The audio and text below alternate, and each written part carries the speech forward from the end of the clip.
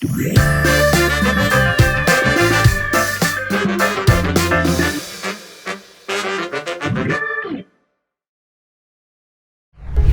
Unlisteners, ini waktunya kita praktek Extreme Generosity. Lewat video ini, kita akan tahu cara-cara apa saja yang harus kita lakukan supaya kita bisa melakukan Extreme Generosity.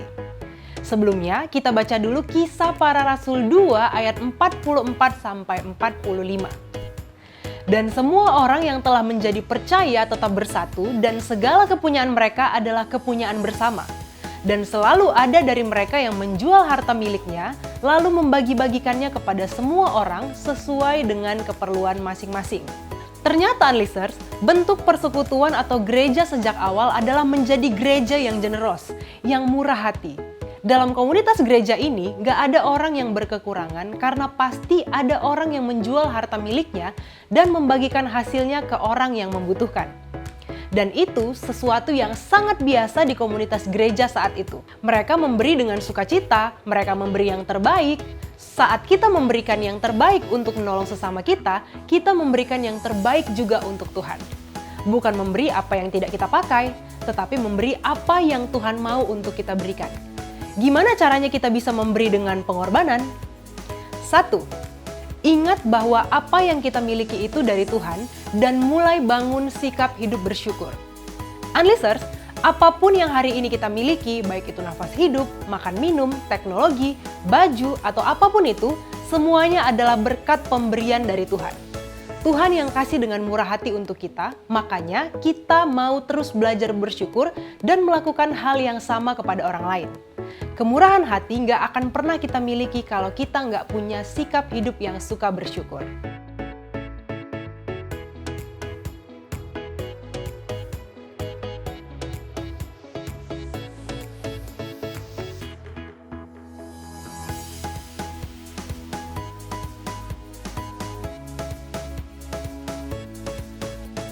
Sikap hidup bersyukur akan membuat kita merasa cukup dengan apa yang kita punya.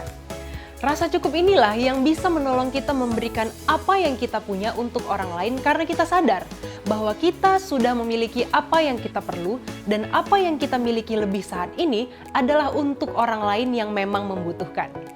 2. Utamakan orang lain. Unlisteners, gak mungkin kita bisa bermurah hati kalau kita gak mengutamakan kepentingan orang lain dan selalu merasa bahwa apa yang kita punya itu adalah hak kita. Coba cek ayat yang tadi kita baca.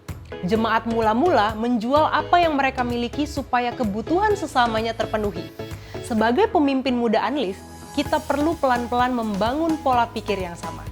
Kalau semua yang kita miliki kita labeli sebagai punya kita dan tidak bisa disentuh oleh orang lain, kita nggak akan pernah tahu murah hati itu rasanya seperti apa. Jadi jangan pernah biarkan rasa memiliki itu yang kontrol hidupmu. Harusnya kita yang punya kontrol atas keinginan-keinginan kita. Ketiga, berdiri di sepatu orang lain. Perumpamaan tadi adalah perumpamaan yang sering kita pakai untuk mengingatkan kita belajar melatih rasa empati kita untuk orang lain. Artinya, kita bisa merasakan perasaan mereka, kesedihan mereka, dan kesulitan yang mereka alami. Dengan belajar berempati, kita akan memahami dengan baik isi hati mereka dan dukungan apa yang benar-benar mereka perlukan. Jadi, kita bisa kasih pemberian atau bantuan yang tepat sasaran. Keempat, hal terbaik dengan cara terbaik. Saat kita memberi, kita perlu memberikan versi terbaik dengan cara terbaik yang bisa kita usahakan. Kalau mereka perlu barang, kita bisa berikan barang terbaik yang bisa kita berikan. Kalau mereka perlu waktu, kita bisa berikan waktu terbaik kita tanpa terganggu dengan handphone atau yang lainnya. Saat kita mau memberikan sesuatu untuk mereka, kita juga bisa siapkan dengan cara yang terbaik dan memberikan di saat yang terbaik juga. Sikap hati kita juga perlu ada di versi yang terbaik, yaitu hati yang tulus, rela berkorban, dan memberikan dengan penuh kasih. Pernahkah kamu melihat bagaimana seseorang berkorban untuk kebutuhan orang lain dengan memberikan yang terbaik? Atau mungkin kamu pernah mengalaminya sendiri?